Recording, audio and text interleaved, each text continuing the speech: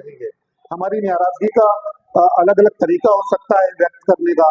हम खामोश भी रह सकते हैं, हमारी खामोशी को भी एक नाराजगी की तरह दर्ज किया जा सकता है।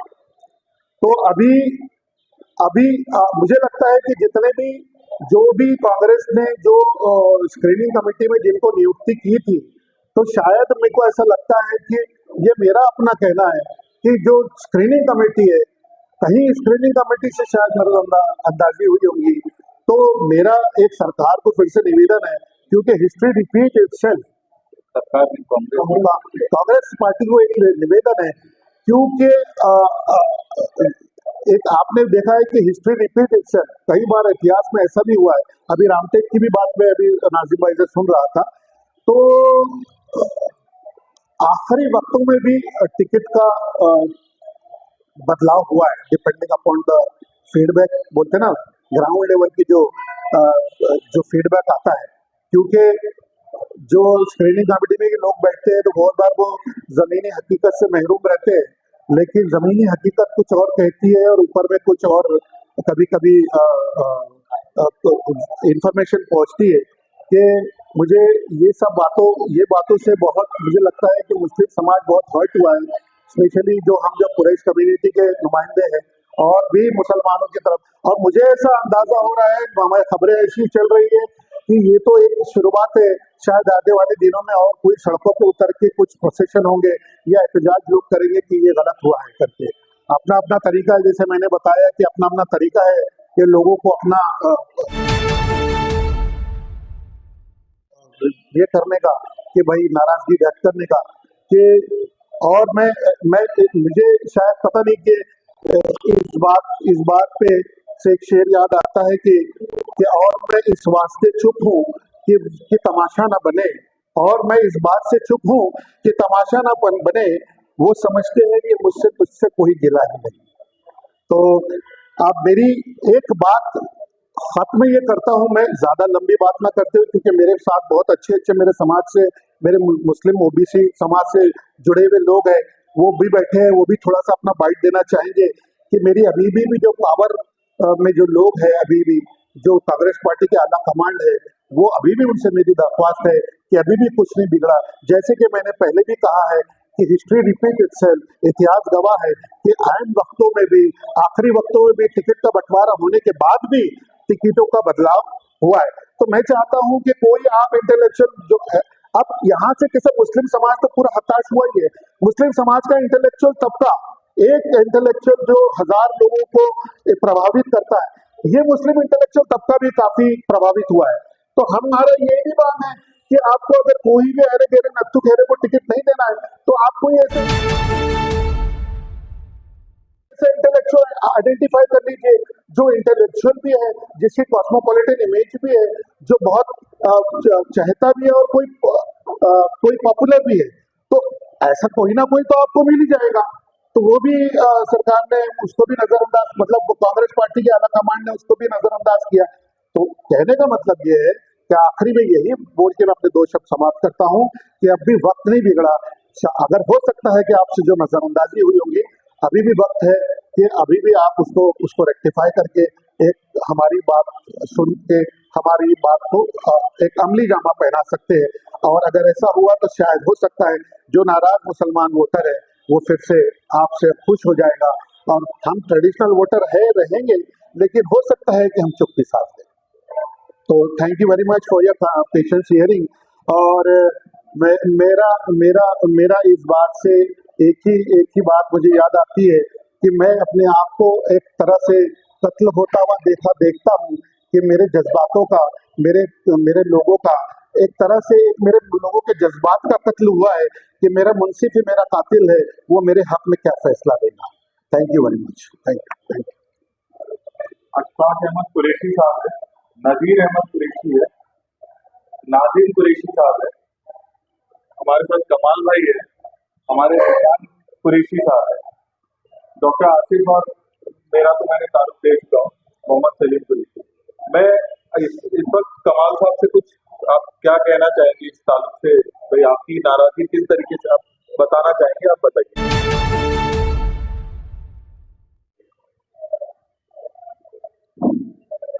मैं कमाल अख्तर सलाम कामती विधानसभा क्षेत्र से यहाँ आया हूँ।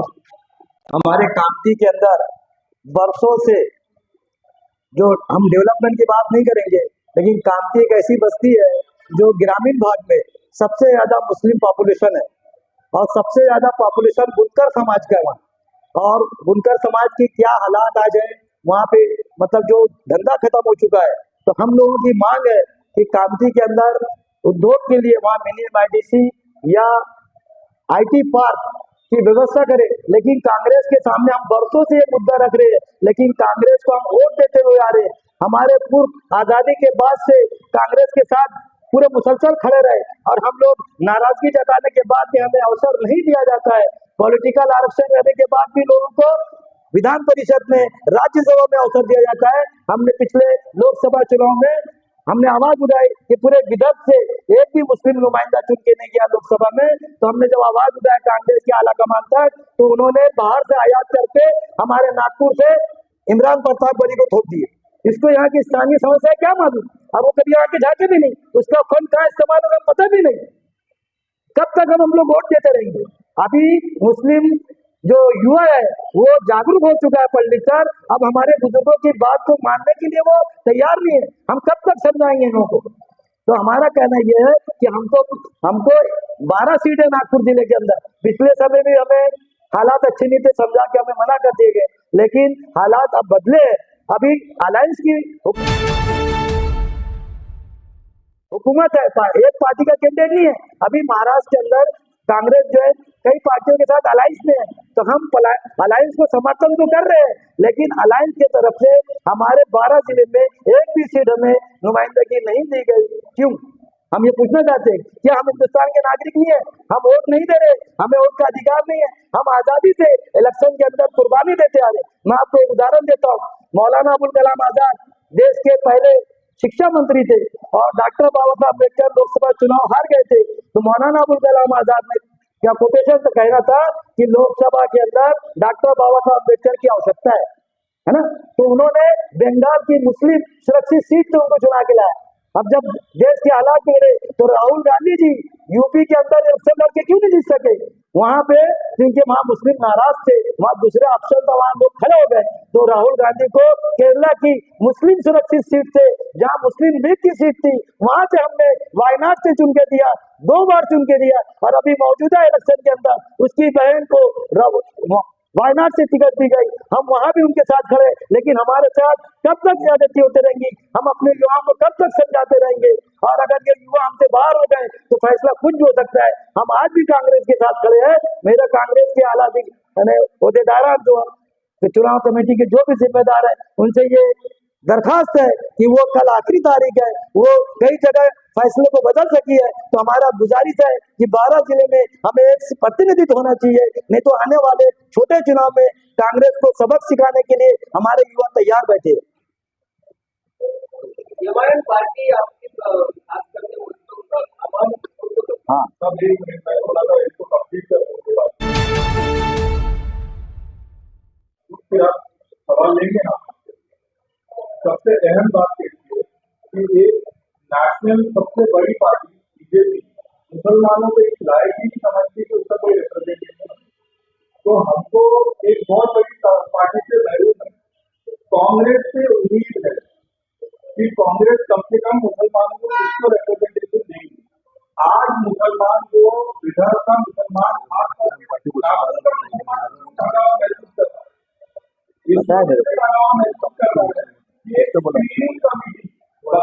इंटरव्यू हुए 6 लोगों को शॉर्टलिस्ट किया जाए सेंट्रल नागपुर से। शॉर्टलिस्ट करने का क्या मकसद था भाई? जब आपको मुस्लिम किसी कैंडिडेट को टिकट ही नहीं देना था तो आपने इंटरव्यू क्यों लिया? आपने शॉर्टलिस्ट क्यों किया? मतलब आपने हमारा खुला मुसलमानों का खुला मजाक उड़ाया, खुला मजाक। मतलब आप सिर्फ हमसे ये चाहते हैं कि आप हमसे वोट दो, आप कोई किसी किस्म का सवाल मत पूछो।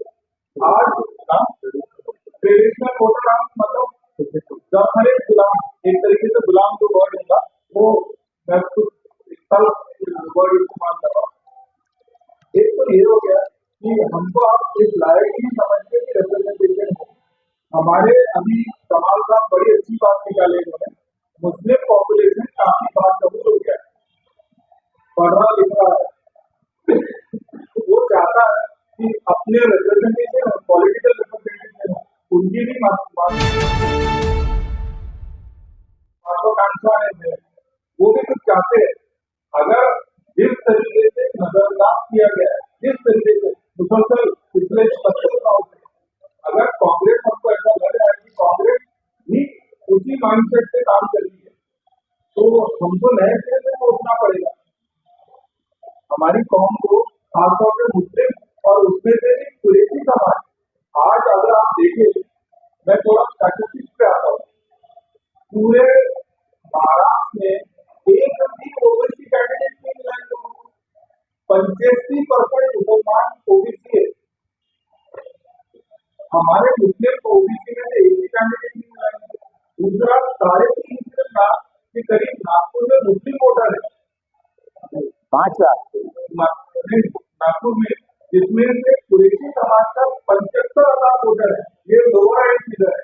आप अगर कुरैशी समाज के बड़े छोटे से मतलब बगल का नाम बड़े के साथ ये दोनों को अगर आप मिला लेंगे तो 75,000 वोटर है, और आज हमारी 75,000 वोटर की कोई वैल्यू नहीं है, कोई कीमत नहीं है।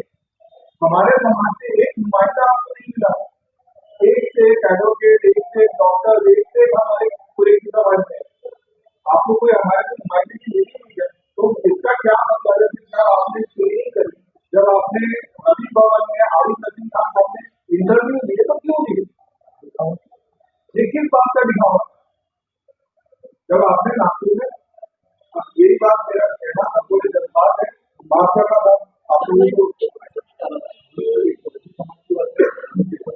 कांग्रेस पार्टी का आप नॉट इनवाइटेड वोटर्स है, आपको कांग्रेस ने बुलाया नहीं है, आप क्यों जा रहे हैं?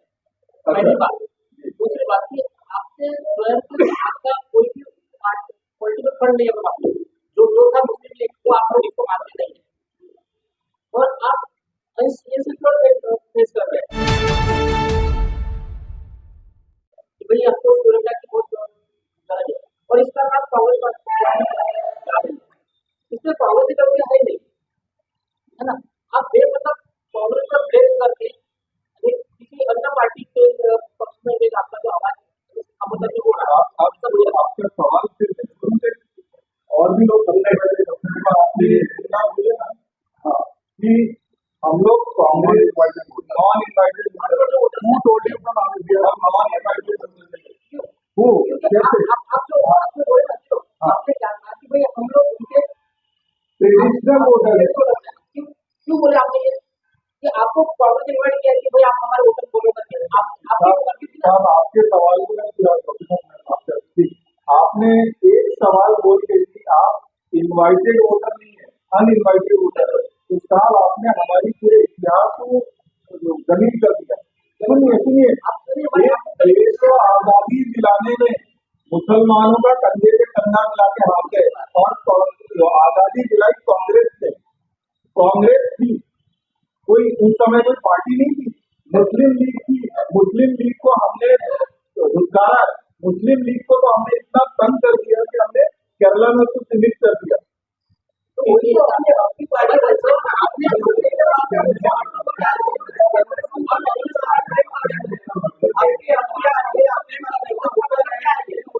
वही तो हमारे अगर राजनीति होगी तो दूसरी बात है, आपका सवाल है ना कि नॉन इनवाइटेड वोटर दिस तरह के center, we have to center traditional voter, हम खानदानी वोटर है। हमारी साथ उससे कांग्रेस को वोट दी आजादी के समय से, आजादी के पहले भी, जब आजादी के पहले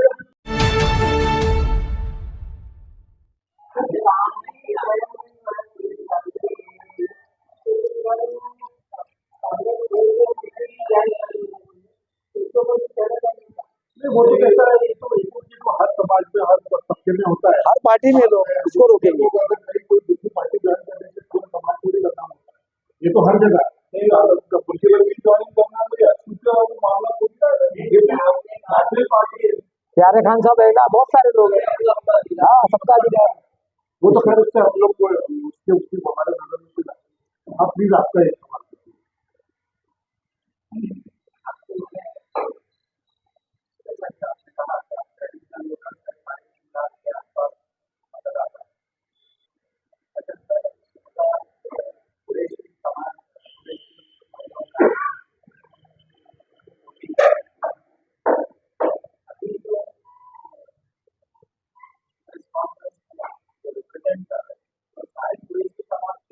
मैं अंसारी समाज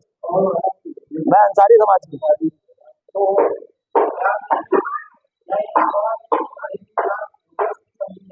मैं यही कहा आपको कि अभी तो कोई समाज सामने आया है, शायद आने वाले दिनों में आपको और भी समाज वाले कोई समुदाय को ताल्लुक रखते वो भी शायद आपको मुश्किल है या देखिए सर, इसका जवाब मैं देता हूँ। कुरैशी समाज या और भी जो दबा कुचला समाज, वो जो खुल के लड़ नहीं होता, तो वो समाज इस तरीके से प्रेस कॉन्फ्रेंस में अपने लोगों को जागरूक करके कैसे मतलब अपने नाराजगी का और समाज से आपको मालूम